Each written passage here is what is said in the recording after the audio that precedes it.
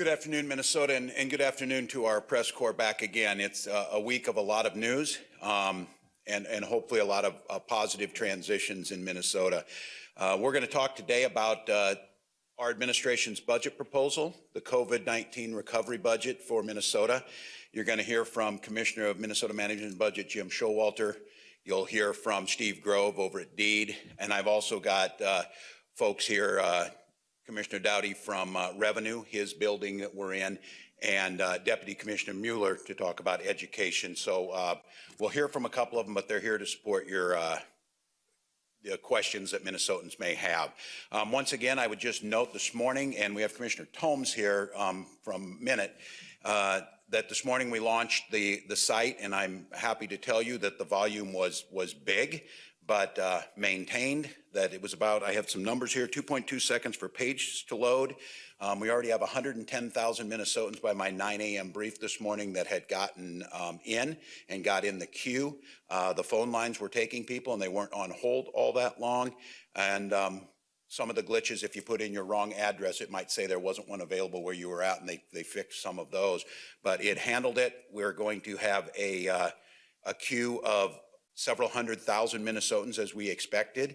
We'll be able tomorrow, after it closes tomorrow morning at 5 a.m., we'll be able to get out those invitations to folks where they'll be able to get their vaccines and move it through. And there's some really great stories that folks going on in groups that were, making sure that they were looking out for one another to get into that. So it sounds like at this point in time, that system is working. You also saw we put out a new dashboard to give some more granular details about where our vaccines are at. Also getting some good responses from our partners in this of ways that they can make it better. Just for example, our large pharmacy chains. Again, these are good partners trying to do what they're going to do. What they were doing was ordering second doses way ahead of time. And then those aren't for usage to get out there, but they're counting against the denominator of Minnesota where they're at. I think the interesting thing yesterday, and I'm really grateful for that we started to show, is that Minnesota's 12th in those second doses, meaning you have to get through both of these, and you have to do it for impact, which the health people keep telling us. The good news is we don't have any emergency crews or any emergencies at long-term care facilities, and no new facilities with infections, and in fact 80% have none at all. And so whether it's healthcare workers or whether it's skilled nursing facilities and long-term care, that vaccination for impact, especially the second dose, has been very effective, and you're starting to see that will continue. But once again, shortage of the vaccines. And I say this because last night you saw some of the news. Minnesota, and I want to thank the health department. Chris Erisman's here with us too. Our epidemiologists are here. As we've said many times, and CDC counts on Minnesota, we have a very robust public health department, especially on some of these monitorings. And Minnesota was the first place where we detected the Brazilian P1 variant of COVID-19. And I'd just like to remind folks before we get into the budget and we talk about the recovery from COVID-19, we're still deeply in the COVID crisis. The impact that it's had on families, on students, on small businesses has been dramatic. We're not done with it yet, but I want to note that have you handled this right in the beginning, what you're seeing around this, the ability of Minnesota's health department, and I will have to say this, the initiative of an individual to get tested allowed us to determine who this person was, who traveled with them, who their roommates were, who their roommates contacted, and that is going on as we speak, of making sure we close that loop on contact tracing and make sure that this Brazilian variant doesn't get out of control. For those who say this is over, why do we need to test?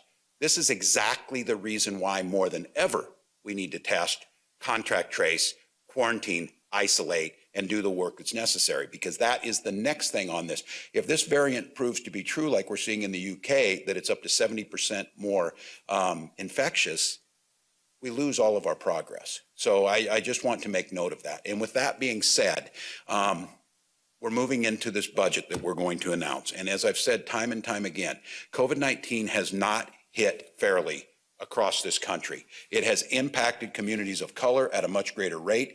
A lot of that has to do with systemic gaps in health disparities that existed beforehand. It hits students heavily just because of the nature of close contact in buildings, removing folks out. They're missing those opportunities for in-class learning, social emotional learning, as well as all of the things that make life so enjoyable. Being with your classmates, going to prom, playing sports, all of those things. Minnesota has taken an approach to slow this, which has allowed us to have fewer infections and allowed our death rates per 100,000 to stay lower.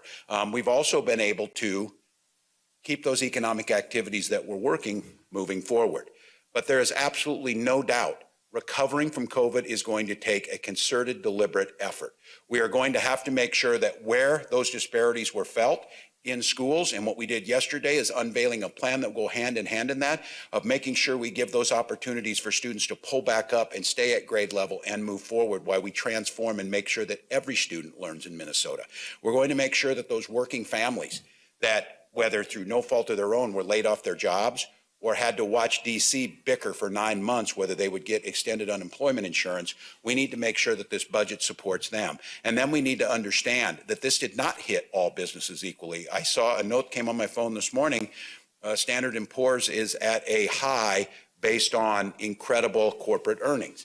We've seen that certain folks, while impacted negatively, there's been others that have done incredibly well because of the nature of COVID-19. So what we need to do is, as we always do on this, have a thoughtful budget that understands that this is more than a fiscal document, it is a moral document. So what you're going to see, and you'll hear from folks here, that the bulk of what we're asking to do is to invest in our children in education, making sure those investments for summer learning opportunities, and you can hear more about those, you heard some of those yesterday, are a big focus of what we're doing. We'll be expanding those summer programs, making sure we're prioritizing the entire well-being of students.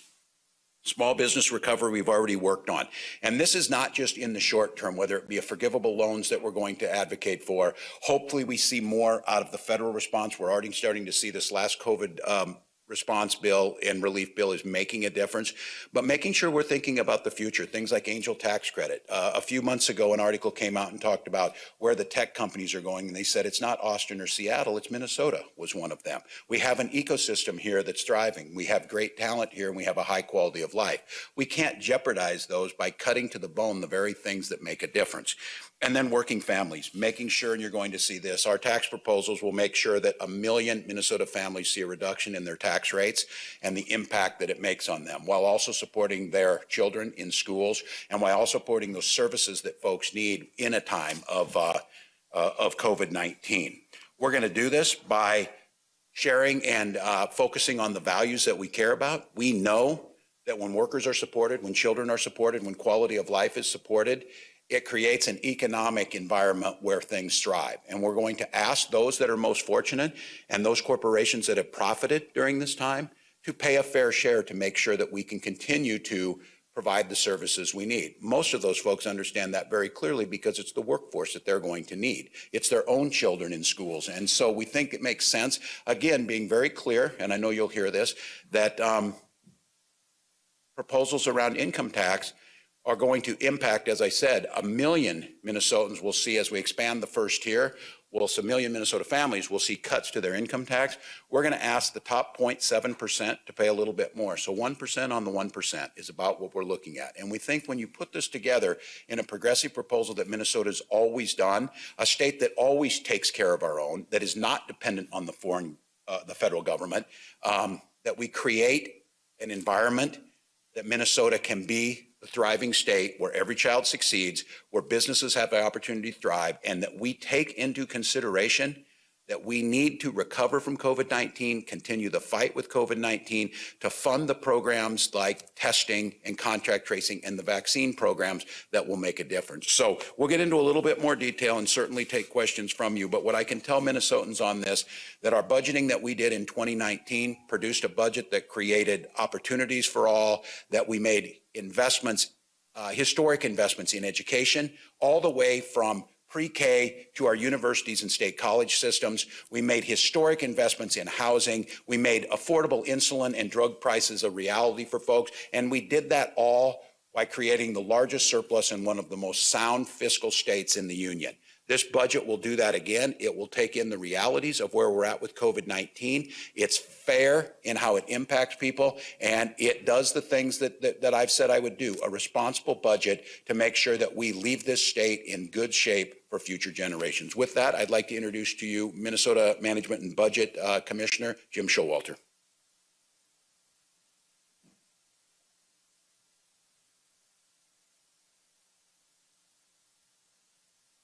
Thank you, Governor. Good afternoon. I'm Jim Showalter, Commissioner of Minnesota Management and Budget, and was in this room just a few months ago being brought on by the Governor and telling me one of the key parts of my job would be to work with state agencies to craft a budget that reflects the Governor's values.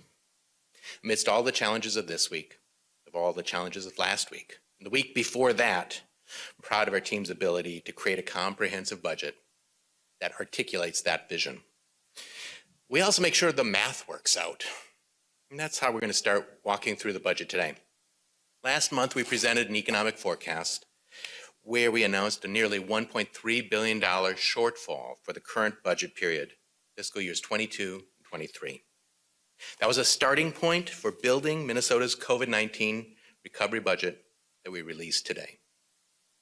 Closing that gap is just part of the challenge. As Governor Walz just mentioned, due to the continued effects of COVID-19 pandemic, and despite the budget gap, we're making $1.3 billion in new investments for fiscal years 22 and 23.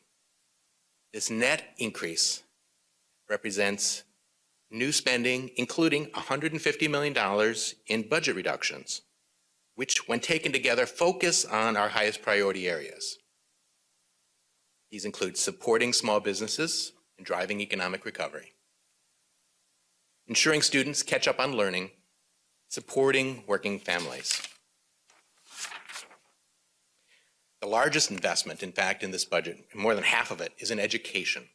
Minnesota's COVID-19 recovery budget invests $885 million in our kids and schools to respond to the pandemic's impact on students by expanding extensive summer learning programs in and outside of classrooms to help students catch up on learning, funding for mental health, and help support school personnel. It does so by supporting a more equitable education finance system throughout the state, providing funding to provide targeted supports to students most in need. It increases the basic education formula by 1% in the first year and 2.5% in the second year. It provides funding to address the cross-subsidy in special education, and funding to better address inequities in property tax capacity and local levies. Also, while doing that, we continue to support our public institutions of higher education. The budget also invests $235 million to support working families by establishing a paid family medical leave program, expanding the working family credit, supporting the creation and expansion of existing child care facilities.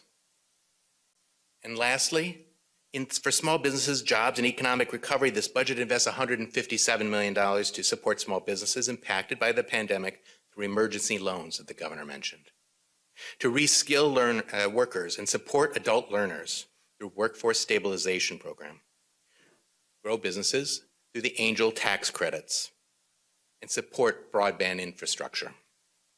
Commissioner Grove will go into more about the support for small businesses in just a minute. How does this all come together from the budget?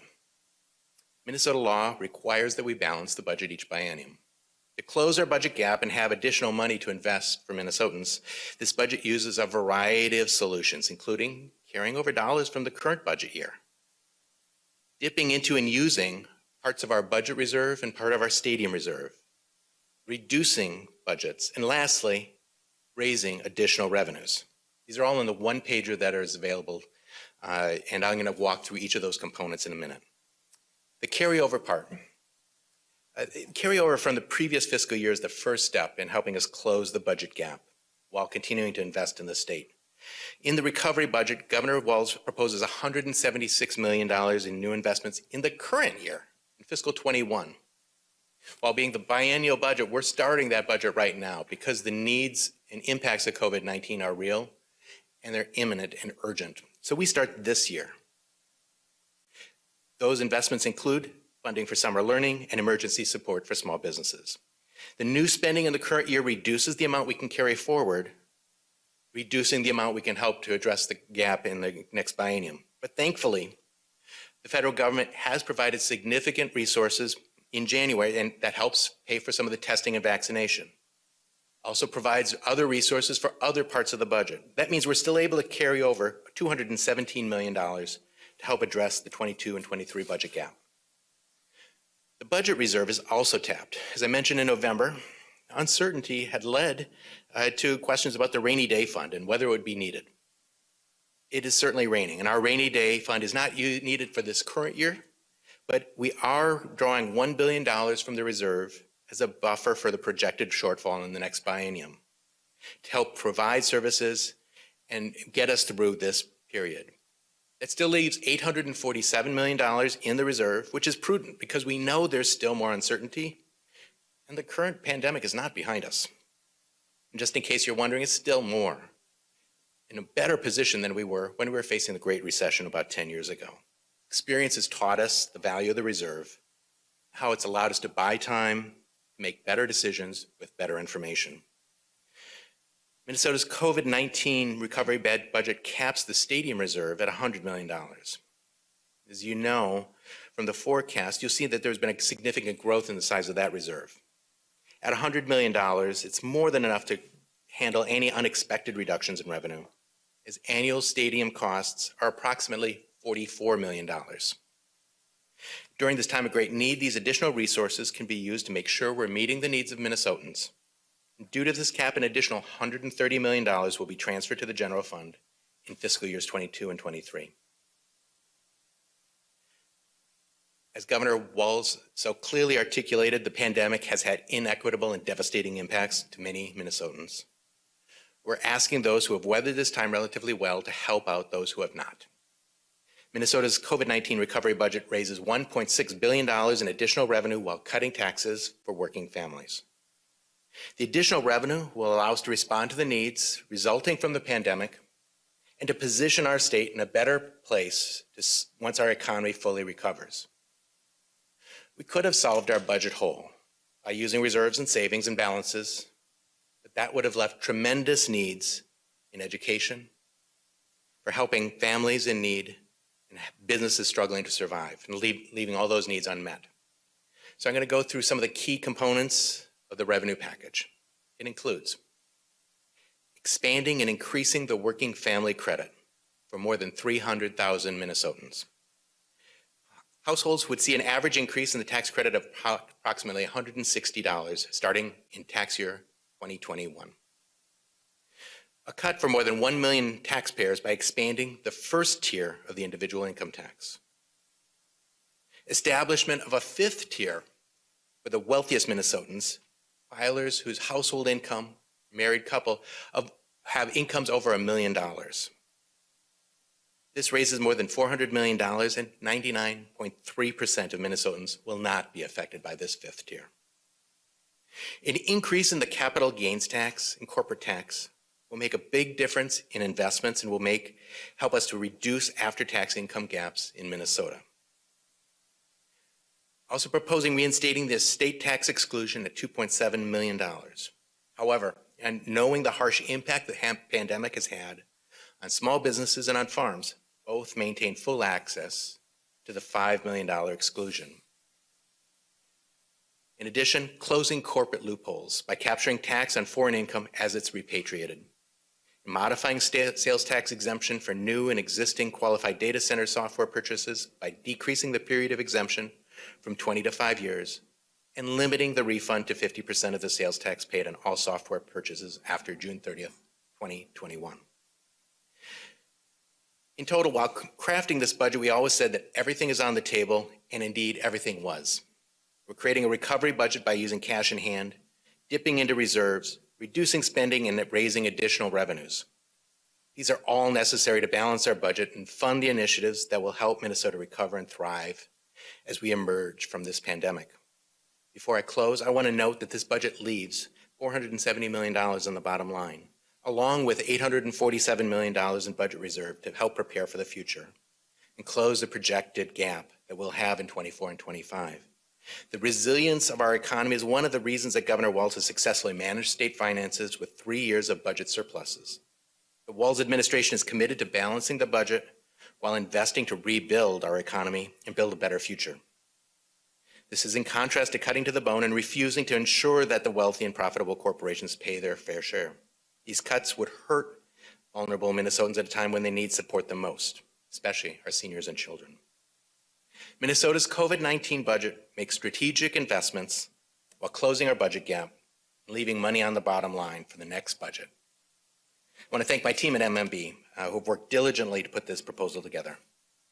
I'm now going to turn it over to my colleague, Commissioner Steve Grove.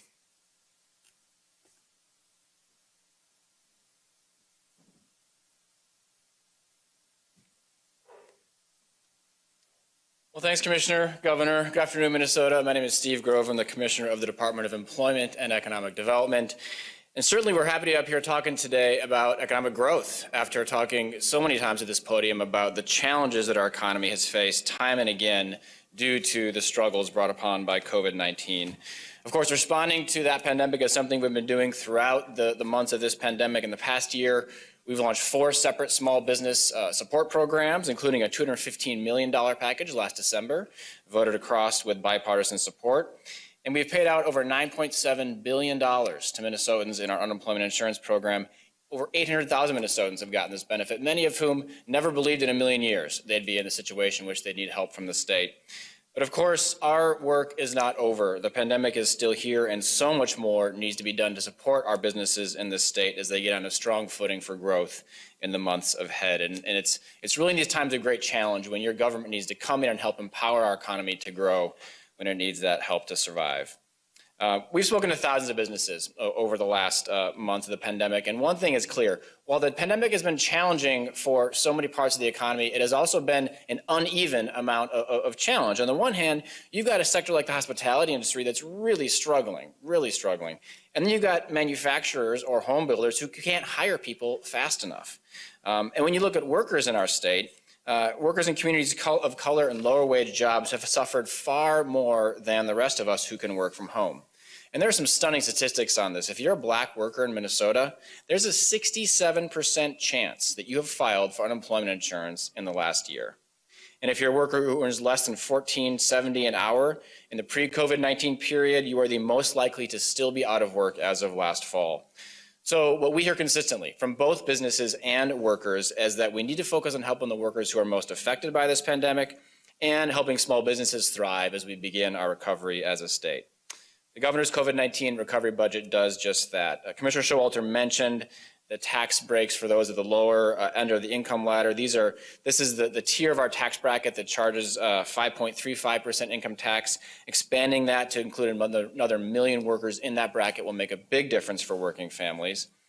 And the working family tax credit, this is an incredible benefit for middle-class families in our state. 72% of those who get that working family tax credit are families with 1 or more kids.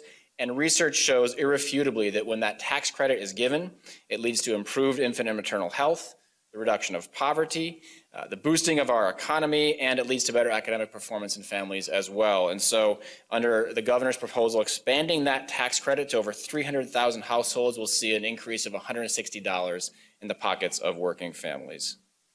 Now, we can't let up on immediate economic relief for businesses affected by the events of the last year. We are not out of the woods yet, and many Minnesota businesses do face some lean months ahead. And we're hopeful about the federal aid that could be coming, additional federal aid, and of course, optimistic about the vaccine, but your state government needs to be there for you too. And so one of the key proposals of the governor's recovery budget is to put another $50 million into a forgivable loan program for businesses affected by COVID-19, particularly those hospitality businesses that have been the most hurt, with specific carve-outs for businesses who face the biggest uphill climbs.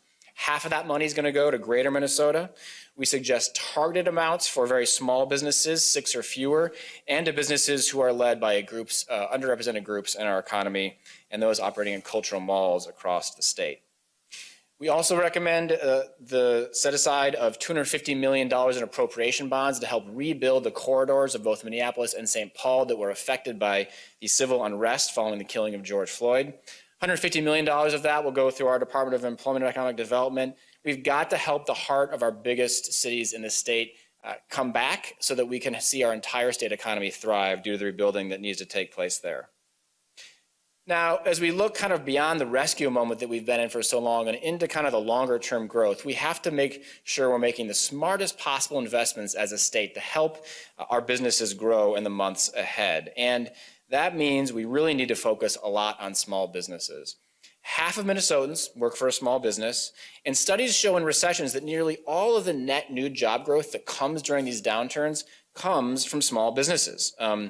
The good thing is in recessions, more small businesses get started. It's always a period where people are trying new things. They're either forced to by circumstance or they see a disruption. And so we are doubling down on small businesses in our state.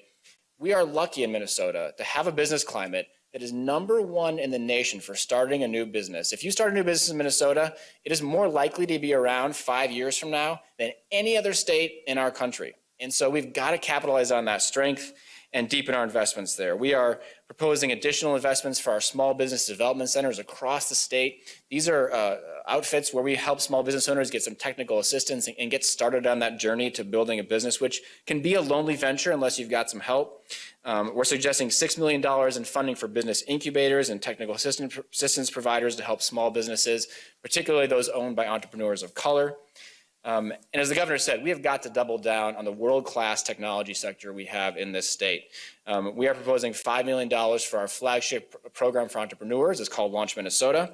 It helps attract talent to our state and grow the ecosystems across Minnesota for startup growth and technology. We got to double down on the angel tax credit. This brings in money from all across the country to Minnesota to invest in our startups here. And the governor's right. People are leaving Silicon Valley. They're looking for other places to live, especially now that we've kind of taken the cap off of working virtually anywhere.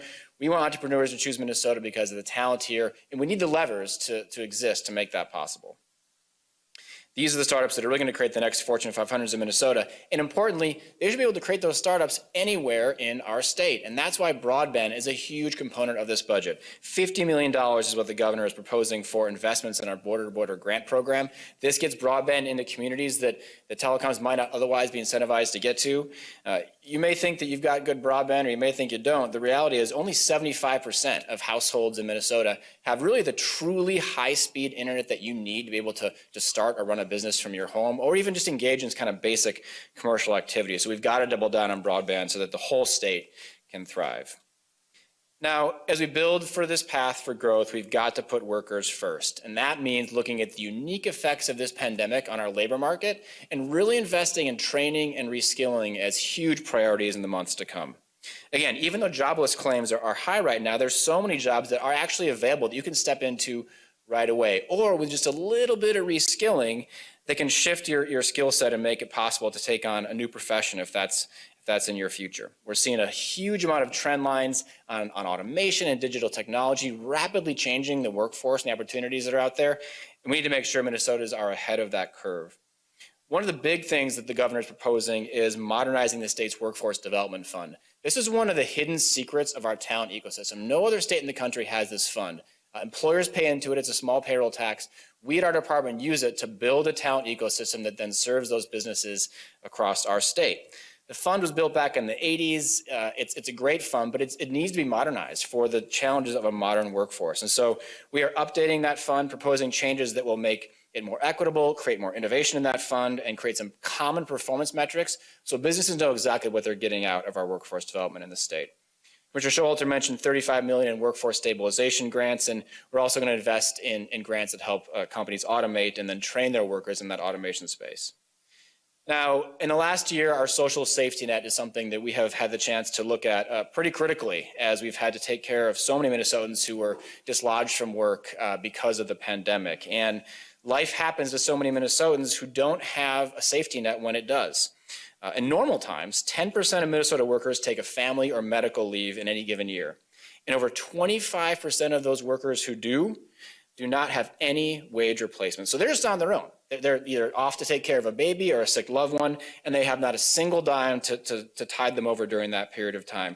This is an issue that the United States is woefully behind on. It's something that even our former president and Republicans in Congress think that we need to take action on, and it's something that states across the country are showing is possible. A paid family medical leave program will help workers and particularly smaller businesses provide this benefit for the cost of a cup of coffee per week per worker.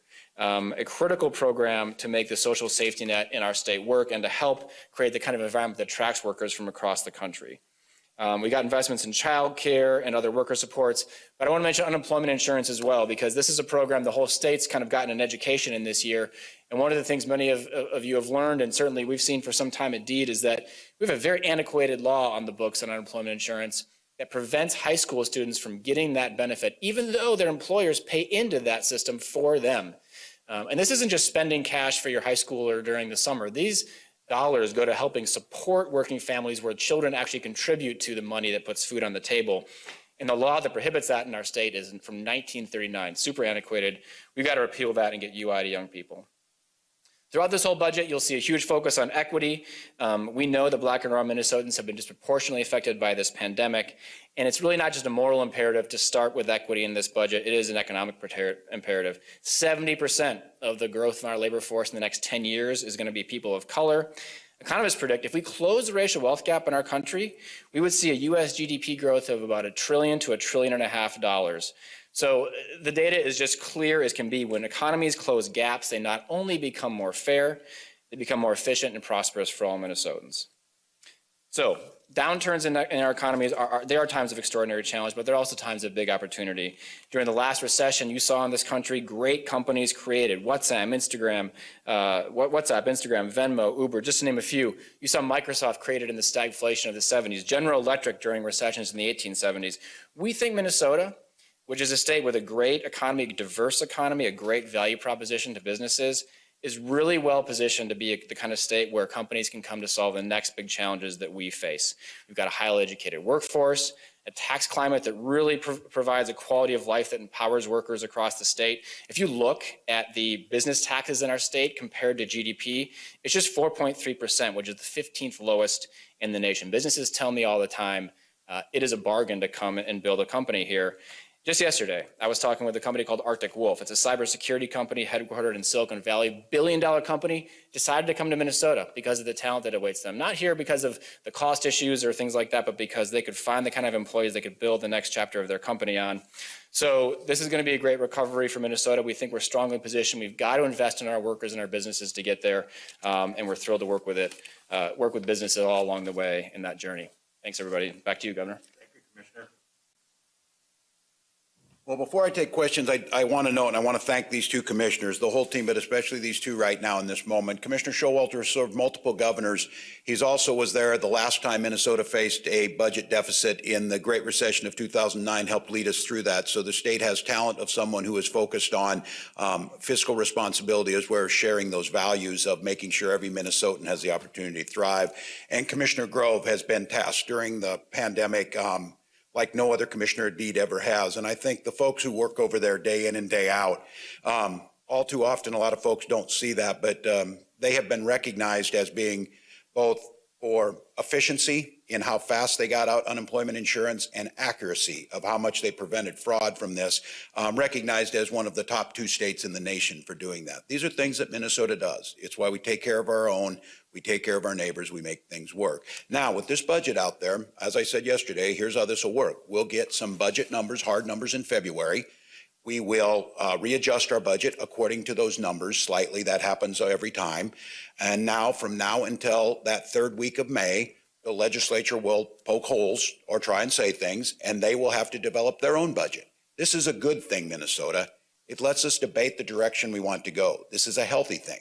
The thing I would ask is, and I would ask of the folks in this room, to make sure that we level set what the reality is, what the real numbers are. You're going to hear a lot about tax increases, and I want to be very clear about this. They're going to tell all of the folks listening today you're going to see a tax increase. That is simply false.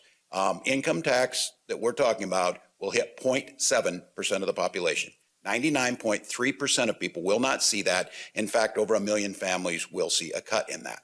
But the impacts you will see is a historic impact in education with a historic coalition that's ready to try and challenge the status quo to make a difference for all of our children. And the ability to continue to fight COVID-19. If you could craft a budget where you didn't have to, or you could pretend that COVID wasn't real, it might look different. But we've seen a lot of people try and do that. We saw the last outgoing administration in DC do that, and now we have a situation where the United States is in worse shape from COVID and financially than almost any other state trying to respond to it. And I'd like to note for people, this isn't about trying to divide us. This is about a progressive taxation system that says much is required of much that's given to some folks. And I saw Oxfam did a study and BBC reported on this. The top 10 richest people in the world increased their wealth during the pandemic by $540 billion. If that $540 billion was put into, it is enough to pay for and vaccinate every single person on the planet. They would still be the 10 richest people in the world. And the pandemics exposed so many things, but income inequities and a federal tax system that benefited a few over the many. And I would also ask, as this debate goes on, you're going to hear a lot about asking to cut. And from hiring freezes to becoming more efficient, that's absolutely what people should ask us to look at what we're doing. But I want people to not just say generalized, an across-the-board cut. Did you want me to cut the epidemiologist who found the Brazilian variant? Did you want me to cut the state patrol officer who was protecting cities or out on the highways at night? Be specific about what you want us to do, and let us understand what that impact is to Minnesotans. If it means cutting a teacher or support to teachers, let Minnesotans then decide what type of state do they want to live in. Don't just overly generalize. And as I said last time in my budget, have the courage to tell people that you get what you pay for and that you don't just get to make it up and pretend that the roads build themselves and the schools are great on their own, and that you have a discussion about how that works. That's our pledge to you. We created a 2-year budget in 2019 that did all of those things. We're prepared to do that again. Even though COVID-19 is here, we have the capacity to do exactly that. And with that, any of us will be glad to take questions. Mary? Governor, as you may have guessed, Senator Gazelka has already responded and said they will not be doing tax increases and said, quote, this is not the answer for people who have suffered enough. Again, if that 0.7%, and again, I'm sure in that, folks, many of them are more than willing to pay their fair share. Many of them have probably been impacted by COVID. But this gross generalization of this idea, we are making the case that those who have suffered from COVID, and I might add, because many people denied COVID, many people gathered, encouraged people not to wear masks, or dismissed some of the things we were doing, and here's where we're at. To be very clear, our businesses are suffering more in the United States because the president and his enablers were unwilling to take COVID seriously. Google right now what they're doing in New Zealand, since it's a New Zealand summer right now. They're gathering for concerts together unmasked with no COVID spread because they had the courage to follow the science and do things right. So I'm not surprised. We saw this at the federal level. The Trump tax cuts benefited a very small percentage of people. Every economist across the board with any credibility will tell you that did not create in more jobs. It ended up buying back stocks and increasing the wealth of folks who were there. So could I follow up? Is there a path to get this through the Senate? Could you try and get some Republicans to break off and join minority Democrats and get it through? Yeah, I think so. They're going to hear from their constituents, but I'd like you to hear the language here. My language was everything's on the table. Yep, we'll try and find places we can become more efficient. Yep, there's things that I want to do I can't do now that were in my budget last time that I'm not able to do this time for that, and I'm more than willing to have this conversation. But when you have people who take a pledge, again, if the economy's good, cut taxes. If the economy's bad, cut taxes. Being very specific on a very smart, apparently, group of folks who will bestow on the rest of us what we're going to need to get. So I'm not surprised. This is the most predictable thing. But what I'm saying is, yes, I'm willing to compromise. Yes, I'm willing to hear you, but I'll tell you what I'm not going to do. I'm not going to compromise on the safety of Minnesotans, and I'm not going to compromise on us recovering, especially for our students, small businesses, and those working families. So if they can provide a way to tell me how cutting school funding benefits those students who've had to deal with COVID, if they can tell me how giving tax breaks to the 0.7% would benefit Minnesotans and build out of this, I'll listen to them. But that's the debate that now has to happen. And it's the debate I'm encouraging Minnesotans to engage in, this overly simplistic, and I want to say it again, Be very specific when you ask what you're going to cut, because it's so interesting to tell the public, we're going to cut government. Well, the public will say that's great. And then we're going to tell them, yeah, we're going to cut your kid's school. Oh, don't do that. We're not going to build the road in front of your house. Oh, don't do that. We're going to pull state patrol off the road. Oh, don't do that. We have to have that very granular discussion. And that's what we tried to put into this budget. That's where we tried to be thoughtful about what was the impact of COVID and how do we best build out of it. Go ahead. Governor, it just seems like you're aiming very high here. We're going to hear from the Republicans in a little bit. But what would you tell Minnesotans? Would you tell me how I'm aiming high? Well, sir, certainly with these programs for the summer programs, it sounds like you're trying to hit every single possible student go to a summer program. I mean, that's a big, big thing. I mean, my question is, people are going to hear this, they're going to hear the Republican response, and they're going to think, oh my God, for the next 5 months, we're going to hear this back and forth, and we're not going to get anything. Realistically, what, if any of this, can you really get through, considering the division and considering you've got smaller margins in both the House and Senate? Yeah, there's a small margin of Republican senators in the Senate and a small margin in the House. We are the only state with divided government. They are going to hear this, but that's democracy. And what's not democracy is starting a debate saying, no, I'm not willing to hear you. I'm not willing to hear you. The fact of the matter is, when we ask Minnesotans, fair revenues on those who much was given and who did do very well during the pandemic, 1% on the 1% is a very reasonable proposition for folks if they believe, and that's what we're telling them, it's going to be reinvested in things that grow the economy. So this is healthy. This will be a debate. I'm not going to compromise on our students. I would not say that it's aiming high. Every single student, and I made this clear, this is a zero-sum proposition, needs to have the opportunity to catch up on that education, for those opportunities to go forward. And we need to see that systemic change to make sure that some of those, again, if systemic racism is causing us problems, then you need systemic change to fix it. If we're having systemic issues around the achievement gap, you systemically change it. So I'm not willing to go halfway on things that make that, but I've left things out of here that I wanted to do last time that we're simply not in the position to do that, and you have to prioritize. But what you're hearing is cuts straight across the board and cut taxes or don't have people pay their fair share. The situation then is we have to pay for the recovery of COVID, and we have to understand that what we made a mistake nationally on in 2019 during the Great Recession is some communities recovered very quickly. We still have communities that haven't recovered. Now they've been hit by this. We're not going to make that mistake in Minnesota. Ricardo? Thank you, Governor. My question is, between the new fifth-tier income tax proposal, capital gains tax, a higher corporate franchise tax rate, it seems like this plan is very much aimed squarely at the state's highest earners, the largest corporations. I mean, would you describe this as a tax-the-rich budget? And how do you build momentum from those who would be affected for a budget proposal as expansive as this in such a short amount of time? Yeah, I would say, first of all, it's a fairness of people paying their fair share. We've always believed in this country, even Republicans have believed in a progressive taxation system that makes sense for the most fortunate, pay a little more on that. What we do know is that COVID impacted small business. Again, just so people out there are listening, if your family is making less than $20,000 per week, this isn't going to hit you.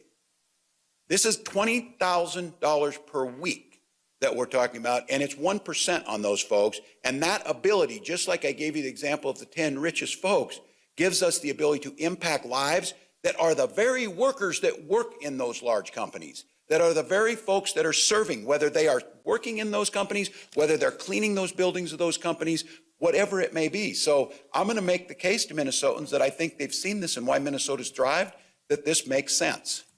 And again, I will add this. We just got, and I have it in my budget, I'm going to ask the legislature to pass it, our personal care attendants, folks who take care of folks, get them up in the morning, give them a shower, get them dressed, do the things to provide dignity to their lives.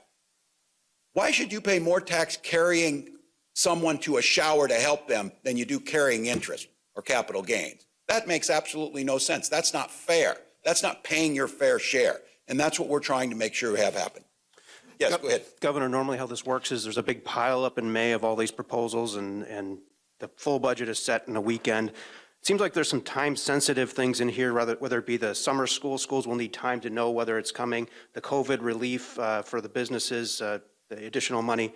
Are there parts in here that you're going to peel off and ask the legislature to act on immediately or in very short order instead of waiting until May to get it done? We will, but I think, Brian, you know how hard this is because there's a lot of moving pieces and you peel one thing off to try and get them there. You're absolutely right. I think there's time sensitive around COVID relief. We need the money now. We need to be able to do that. And I just want to be clear with everyone on this announcement of this. Before I came to you to announce today, I could have written the press releases that my Republican friends were going to put out. This is kind of just the thing that we go through.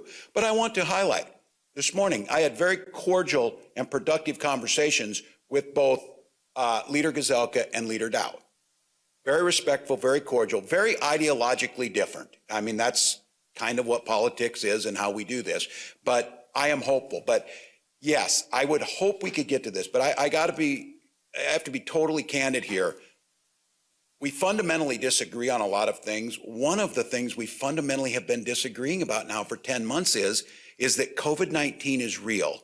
It poses a threat, and there are certain set of things that you can do to address it that reduce that threat and give us a better opportunity. So I hope, again, that there's that sense of that our students need these summer opportunities, that this education coalition was very counterintuitive and very unusual that you saw yesterday, and it started a spark, which I was hoping it would, across folks who care about this. And I heard many things from folks yesterday. And so I hope that gives some incentive to get it done. But it's hard.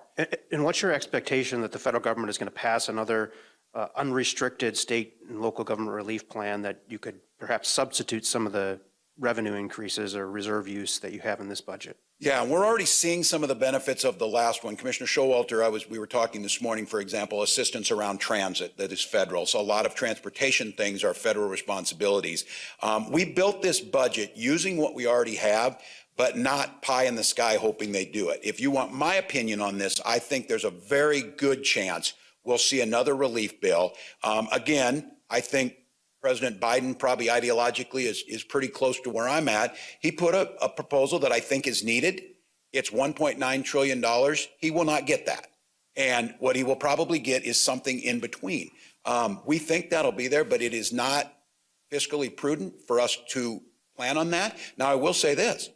If that happens and it comes in March, which is some of the dates we've been hearing, that certainly changes some of the calculus of where they're at. If they're in to help us with summer programming for schools, that certainly helps us. And again, instead of drawing that fine line in the sand and said, nope, this is dead on arrival, won't be there, I'll adjust accordingly, depending what the federal government does. Peter? This is for MMB, if you guys could switch with me. Following up a little bit on Brian's question, rather than talking about additional help that might come from the federal government, without jinxing it, can you give us a look at February and see what you expect based, say, on the January IHS market update and the impact that could have in February? Sure. I'll give you a thumbnail sketch because, as the governor said, he is required to release a budget today. And he's basing it on the November forecast and what we know in the economy that was included in that forecast. We have to take in account the money that was carried forward or we estimate is going to be there this fiscal year, plus projections going forward. In February, we're going to relook at that. What we do know is a couple of things have changed. We know that at the time of the November forecast, we didn't have a second stimulus bill. So we can hope, and we know has been a second stimulus bill since then. So that will be part of the economic forecast that's built into the February forecast. Still a lot of other risks, still a lot of uncertainties, but that will be part of it. I think the second thing is just the continued question of the path of the pandemic.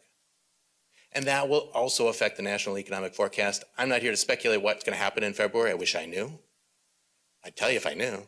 But I don't, and that's the work that's still ahead. But for today, the question is how do we respond to the pandemic? How do we respond knowing what we know today and continue iterating as the governor said? Okay, and can you say what the total of your supplemental budget is? Total of our supplemental budget? Meaning what are you going to spend between now and July 1? Yeah, it's on the sheet. Let's see, is it Well, it's certainly the $1.3 billion over the 3-year period. You're looking for the amount in the current year? I'll get you that. It's a little over $100 million. Yeah, how much am I deducting from your surplus? Yeah. You can give it to me later, that's fine. Commissioner, while you're up there also, the corporate franchise tax increase, it says in here that it's for profitable corporations.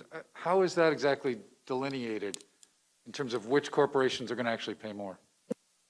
I'll start, but I will ask my colleague, Commissioner Doty, to join me because he is the expert on these things. And rather than getting into his territory, I'm going to ask him to help me on that one. This is a phone a friend moment. Let them know who you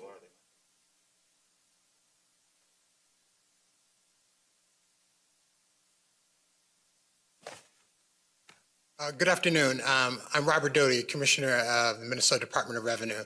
And yes, that would be on profitable corporations. And with that, we're looking at corporations that have shown a profit in the prior, really in fiscal year 2020. And then they would be then assessed on that corporate franchise tax. And so does that mean that corporations who did not would still be at the 9.8% rate? Yeah, you're correct. They would still get that 9.8% rate. Okay, and so you already know how much this is going to generate. That's based on that. I'm a little surprised just because it's so early in the year. How do you know that? Yeah, the amount that generates is, hold on a sec, just so I'm clear. It says 424 million. 23 million, yes. How do you know that already? Maybe I just don't understand corporate franchise tax forecasting. But. I mean, that's from our tax research division, looking at various variables that go into that. I'm sorry, what was that? Oh, that's from our research folks have put that together. So I would need to get more details into how they prepared that estimate. Okay, thanks. Commissioner, while you're up there, can I do a follow-up related? How many corporations do you anticipate being affected by this increase? That would affect, I don't think we have the number affected. I can get that for you though. Can you give us a ballpark or a sense of, what type of corporations? Are we talking big, small, any info? I hate to try to give a ballpark on that, but what I can tell you is that these would be organizations that are organized as C corporations. So, I mean, there are large C corporations, obviously, and there are smaller C corporations. So I think it's kind of a mixed bag, to be honest with you.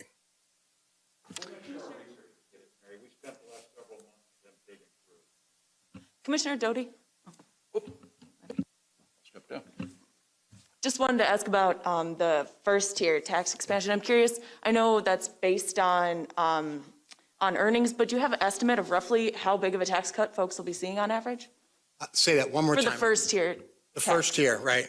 So what was your question? I'm sorry, say it one more time. I'm just curious how big of a tax cut folks can expect on average. Sure.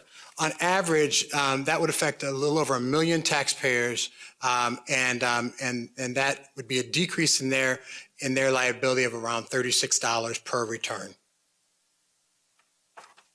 And what's the upper limit going to for the?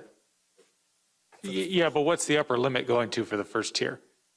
Upper limit for the first tier. That's not in any of the materials. Let's see here, sorry.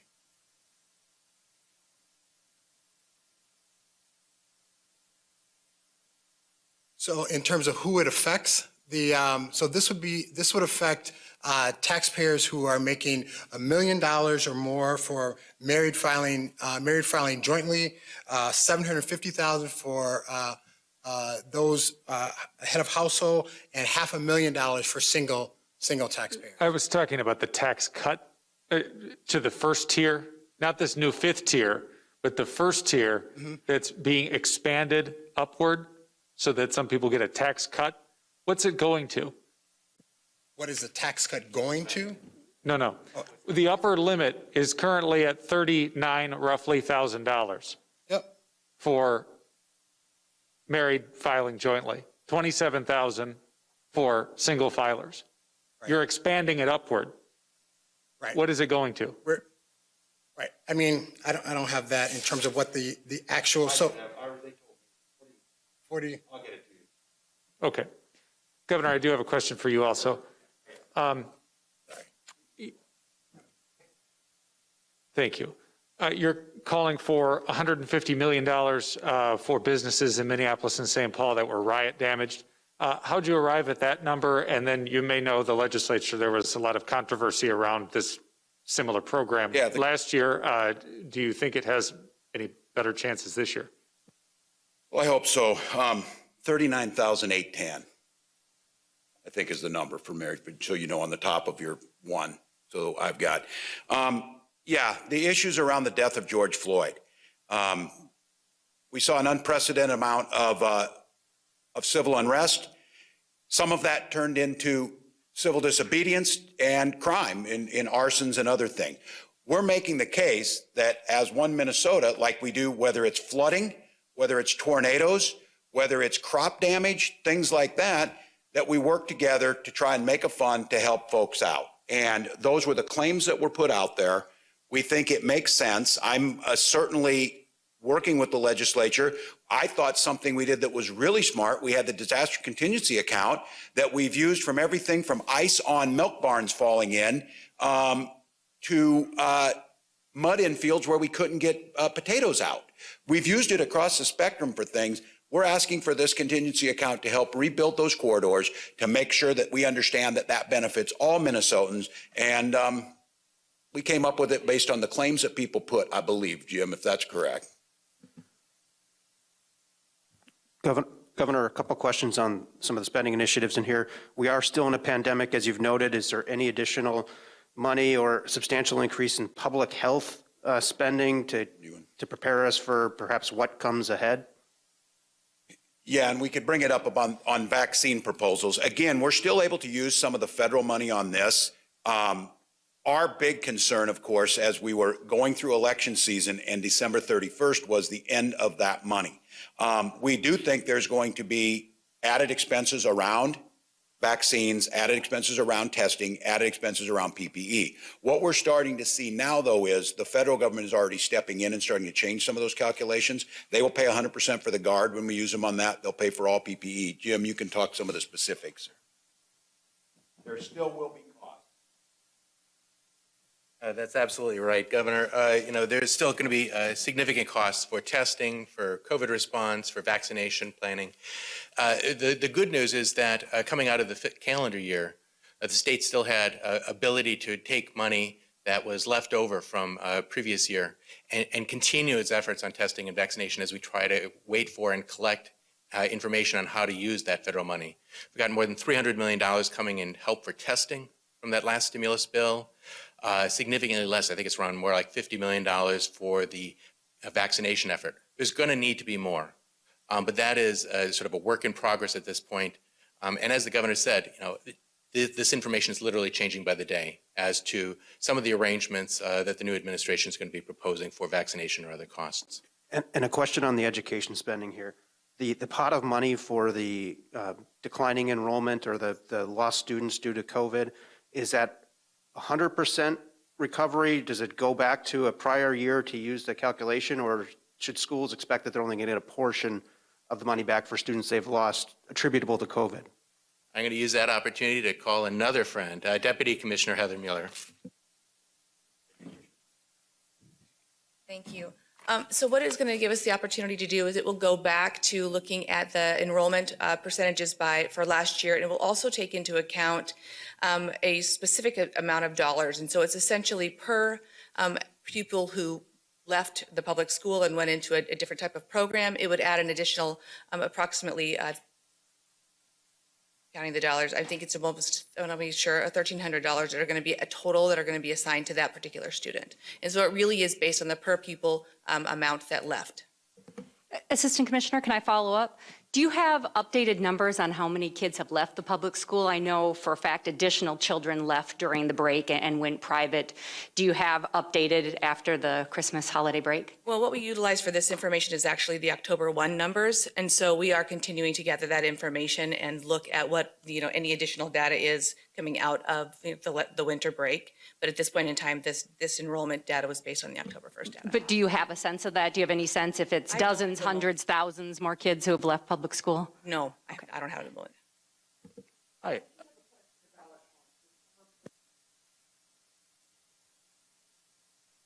Every family would be able to access summer school programs, everybody who's got a 4 or 5-year-old, and how are you going to make sure this is accessible? What's kind of the goal here, and is the goal to try and include every child that wants it? Well, the goal, I think, the governor's really articulated is to be able to ensure that every student that needs to have access and wants to have access does have access. We also are cognizant of the fact that that's inclusive of what's happening in academics. Oftentimes, there are parameters that are set on who would be able to attend a summer program, and we're really looking at expanding what those parameters look like. It's also not only the academic components, but also looking at maybe operating and supporting tutoring with our partners in nonprofit organizations that we can partner with. In addition, so helping to support like mental health supports and services, partnering with our DHS community colleagues, as well as ensuring that we have access to counselors, social workers, school psychologists, and school nurses throughout the summer to be able to help support that work. We also are trying to expand the definition of what that looks like. So it's not just school based on a school program, it's also working within communities. We recognize that sometimes our students in the summer, their work is to help to support their siblings while their families are at work. And so we want to make sure that if a student wants to be able to participate in summer programming and needs to be able to participate in summer programming, that we can work to, schools will have the opportunity to apply for grants to be able to move into communities, whether that's apartment buildings or parks, and bring that school out to them. I think it's really redefining how it is that we are going to be able to offer supports and services to our students.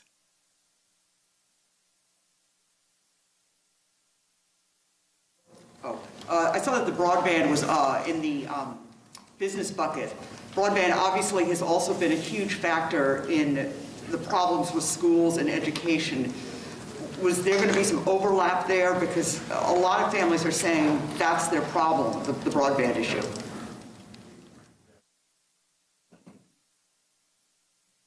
That was a great question, Esme. Broadband, obviously, if you didn't know about this issue before the last year, you know about it now, given so many families and schools and businesses have had to rely on it. Our grant program does get broadband into sections of the economy that wouldn't otherwise be incentivized to lay lines by our telecoms. A lot of these schools don't have the infrastructure to lay that money in, and so there's also federal dollars that we work with through a program called RDOF that helps on some of the capacity building pieces of this. And then where the federal government comes in too is they help subsidize some of the costs of broadband for low-income families. So whether it's families or schools or businesses, and I'll add telehealth to that list too as another key section of the economy that depends on broadband as more and more Minnesotans access healthcare remotely. This is a big issue, and so what we're trying to do with this money is fill some gaps the federal government doesn't cover with their program and really accelerate getting to that 100 down, 20 up that we need for fast speed across the state.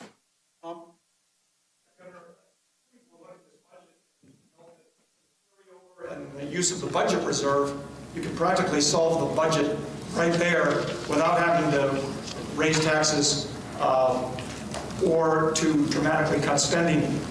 Was that an option?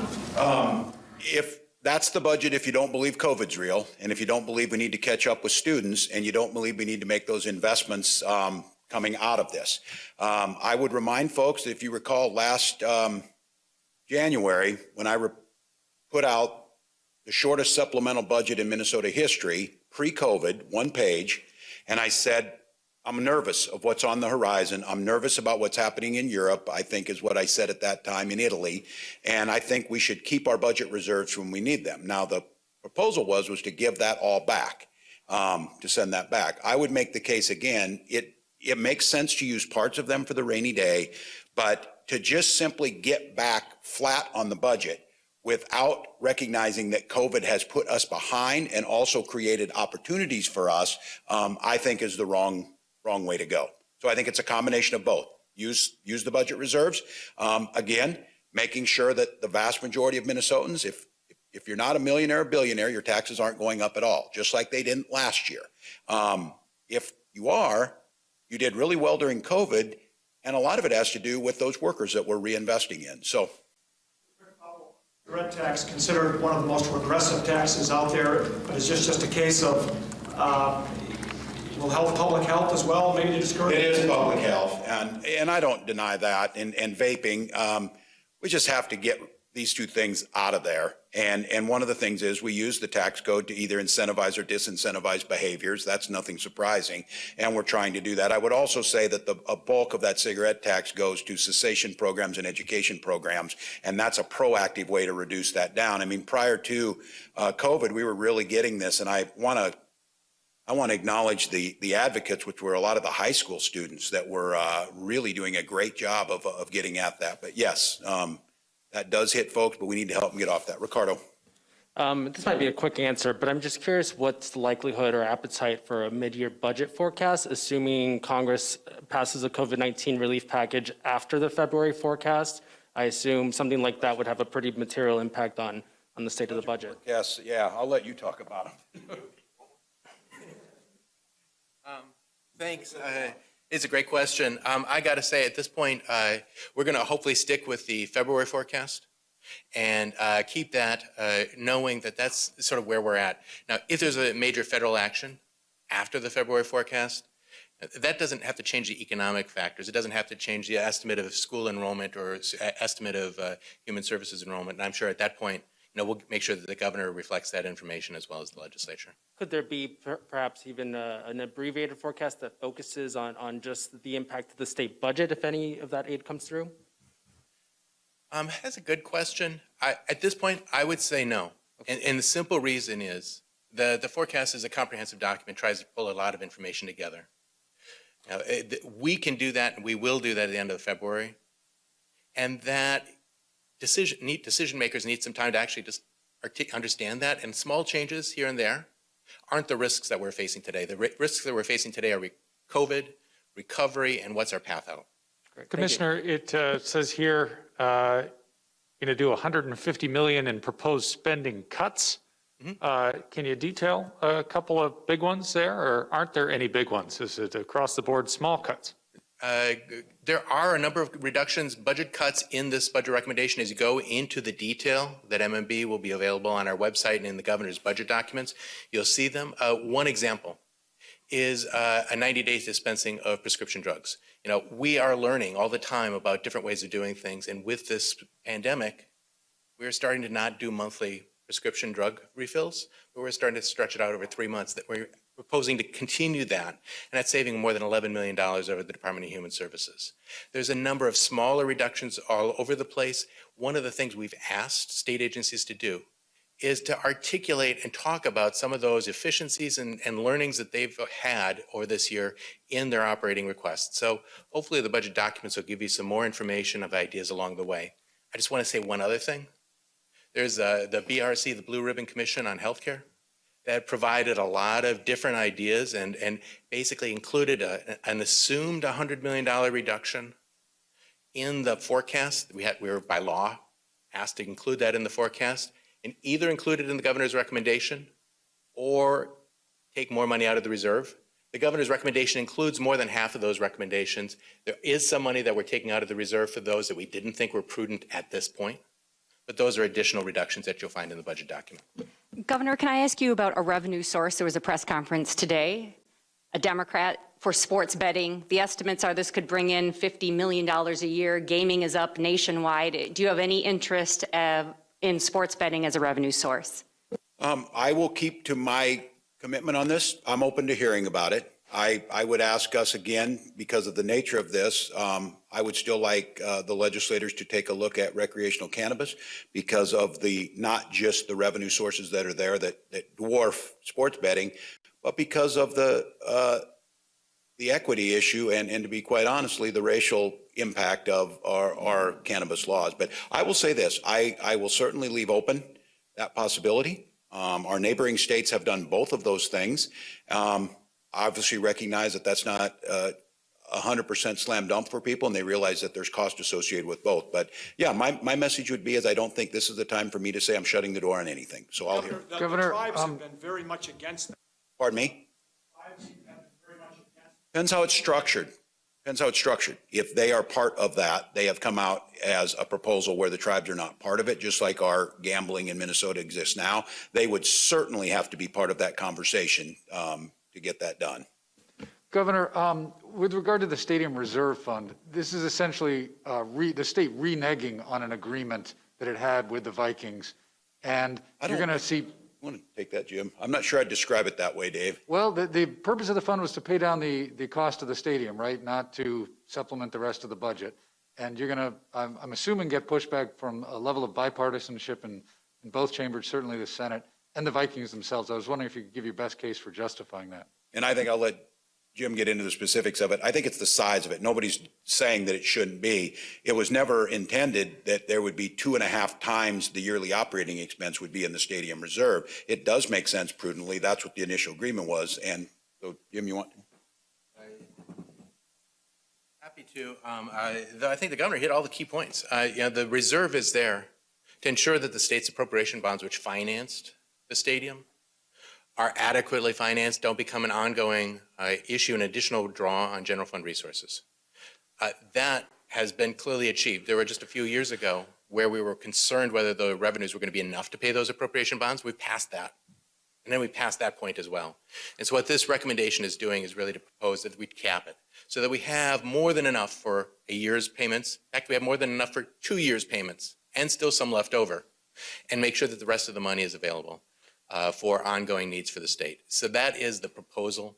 It leaves the financing for the stadium intact and more than amply financed in still better shape than it had been in previous years. Hey, Commissioner, as long as you're up there, you and several other commissioners have had pay cuts in the past year. Does this proposal enable any public employee pay increases? Does this anticipate that there will be additional compensation out of the next 2-year contracts? Great question, Brian. As you know, the operating budgets are dependent on labor contracts, other kinds of agreements that are reviewed by the legislature. Those contracts aren't going to be up for negotiation until later this spring and up for review by the legislature until this summer, once they're set. There is funding in this budget, but it is well underneath even the rate of inflation. So, the answer is not much. We're really relying on agencies to make do, find ways to operate, and recognize that there's some costs that they can't avoid. One of the things that really important is that there are costs, some of the biggest costs in operating are past agreements. So our ability to continue our direct care and treatment, our correctional facilities, those were costs that both bodies, the governor, all agreed needed to keep going in one of the special sessions. But there's ongoing costs for that. So those are the kinds of costs that are particularly represented in this budget. Not much is how much? Not much. You would have to look at each agency. It is not an across-the-board scenario. Well, thank you all. And to Minnesotans, this is a starting point. This is a budget that reflects Minnesota's sense that those who COVID hit the hardest, we need to help. It's also a Minnesota budget that says we help our own. It's also one that says we know our future lies in creating a world-class workforce by creating a world-class education system where every child can achieve. It asks folks to pay their fair share, but it recognizes the folks that were hit hardest by this. I would like to note historic investments in here in childcare, which we know is deeply concerning to the business community and to all Minnesotans. Incredible investments around affordable housing. And I'm going to, because she is not here, today is marking a memorial for Marvin Minniepenny from White Earth Nation, who happened to be an indigenous activist, also the father of Lieutenant Governor Flanagan, and she is in White Earth today. But she would always remind us that this is a fiscal document as well as a moral document, and it reflects the values of Minnesotans. It also reflects good, smart fiscal responsibility that we did in the last budget that carries over into this one. We are facing and have faced, because of COVID-19 as a nation, some of the deepest economic pain since the Great Depression. And Minnesotans, through grit, through determination, and just plain stubbornness have got us to a point where we're starting to turn this thing with vaccinations, with slowing the spread. We're hearing numbers today that we haven't seen around the spread of COVID since September. Now, we're not out of the woods, but we're in a pretty good spot. It would be catastrophic for us at this point to back away from this fight, to back away from the investments we need, to back away from good fiscal responsibility that puts us in a place when we come out of this and the economy starts to go and our children are back and things are happening, where Minnesota is the place where people want to go, and that we and they can see across not just the country but across the world what happened to George Floyd in May changes how Minnesotans view this, and that lens of equity is a bright one that we're looking through every day, and this is a place where you want your children to grow up. White, brown, black, indigenous, doesn't matter. So thank you all. There's a lot of conversations to go, and we look forward to having them with Minnesotans. Thank you.